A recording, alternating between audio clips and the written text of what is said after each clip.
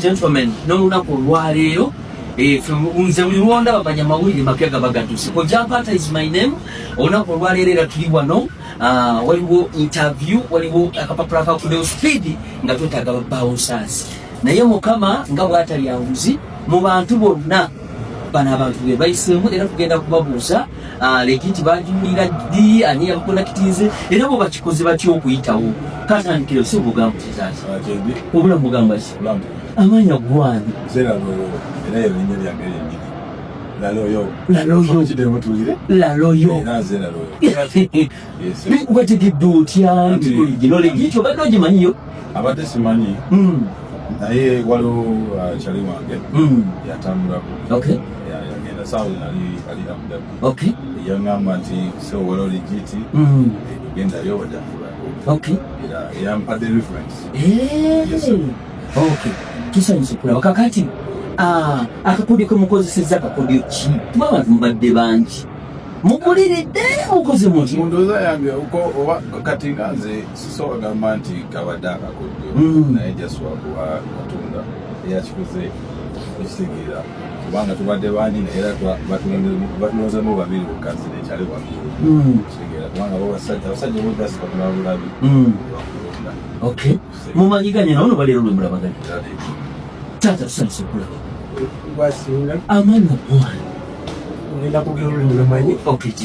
nze ndi musajja munyampole kale nze nja kubuuzanga mu luganda odde mu munyampole tewaliza amanya bwana amazina Muhumuza Talent wamanya otya lekiti ekanjireba Western Media TV kansalamu nali kugiranga nkantire passport by date naza mamaani okuja ngu nze kulonda passport akubanga limu mirimo yibakolanga basi nangu nabanza naja nkampunje sabi nje mu cleaning nazo nareba yali manager si passport kuyise na trying nabanza mu cleaning interviews za yangamu nazo mu warehouse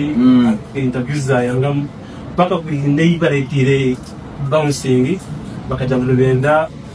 bawusinga wakategedde otya kalombo wakabadde ka speed wakategedde otya wenategeera nti kansalamu ya ambassador wa legit ne namba ye so nadde ndi awo nga viewing statuses nga ndi wakambalala nendabako nga ataddeko status negamba nti agent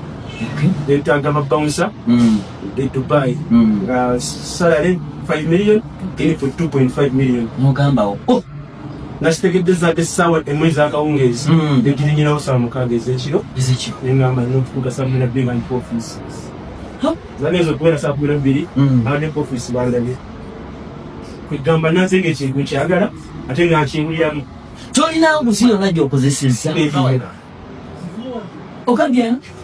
kansalamu gwe Muhumuza Talent Muhumuza n'aliroko bannange legiti tusuubiza nekituukiriza balwe babawuza kugambye nti salary 5M mukama katonda naye omukuganga ibane nti muneerabiranga nange namba yange tweri kale bannange amawulire gakyajja amawulire gakyajja naye nga bannange tusanyuse nnyo muli komendinge n'abantu bajje ku legiti wetugiye mutunda okulirana Kampala University mama nyabo